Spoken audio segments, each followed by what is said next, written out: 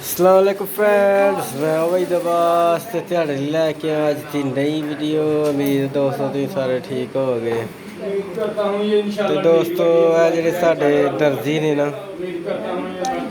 ਇਹ ਸਮਝ ਲਓ ਕਿ ਅੱਜ ਸੁਪਰ ਓਵਰ ਸਮਝੋ ਖੇਡਣ ਡੇ ਨੇ ਕਿ ਜੇ ਈਦ ਸੁਬਾਹ ਹੋ ਗਈ ਤੇ ਫਿਰ ਇਹਨਾਂ ਦੀ ਪਰੇਸ਼ਾਨੀ ਨਹੀਂ ਹੋਏਗੀ, ਤੇ ਜੇ परसों होई तो फिर जाना ईजी काम कर लेंगे।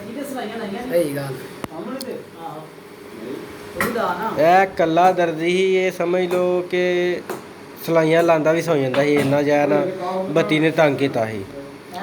हुण जै ना नवा दर्जी आया तो चलो अज बत्ती भी नहीं गई, तो मैं कहा चलो नाल हैल्प कराए जल्दी काम मुक जाए।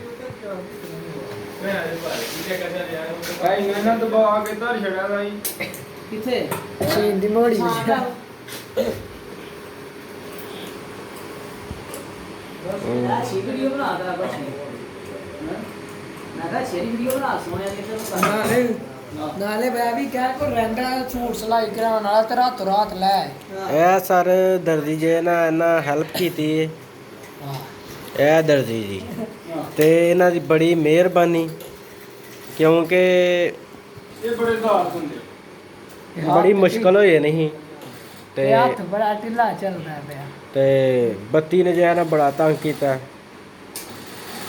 ਉਹਦੀ ਵਜ੍ਹਾ ਨਾਲ ਜਿਹੜਾ ਨਾ ਅੱਜ ਵੈਸੇ ਬੱਤੀ ਨਹੀਂ ਗਈ। ਹੁਣ ਉਮੀਦ ਹੈ ਕਿ ਜਿਹੜਾ ਨਾ ਕੰਮ ਲੱਗ ਜਾਏਗਾ, ਕੰਮ ਮੁੱਕ ਜਾਏਗਾ। बाकी है दर्जी जी ਤੁਹਾਡੇ ਸਾਹਮਣੇ नजर आंदा पे ना, ये बस गया गुजरिया ही तो मसा थमी लाई इन्हें थमी ला के खिला रहा कि खलो कख नहीं होंदा। तो मिलने फिर दोस्तों नैक्सट वीडियो दे विच। उद तक दोस्तों तुसीं अपना ख्याल रखना है। थैंक्स फॉर वाचिंग दोस्तों, ते अल्लाह हाफिज़।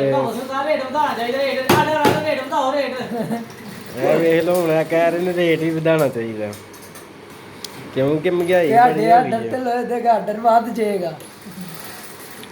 ਵੱਧ ਜਾਏਗਾ। ਸਾਰੇ ਸੁਬਾਹ ਲਾਣੇ ਲਿਸਟ ਥੇ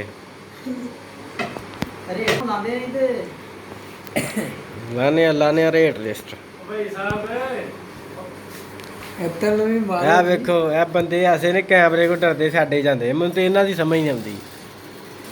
कैमरा घुमाओ बंदे नसते जाते परे।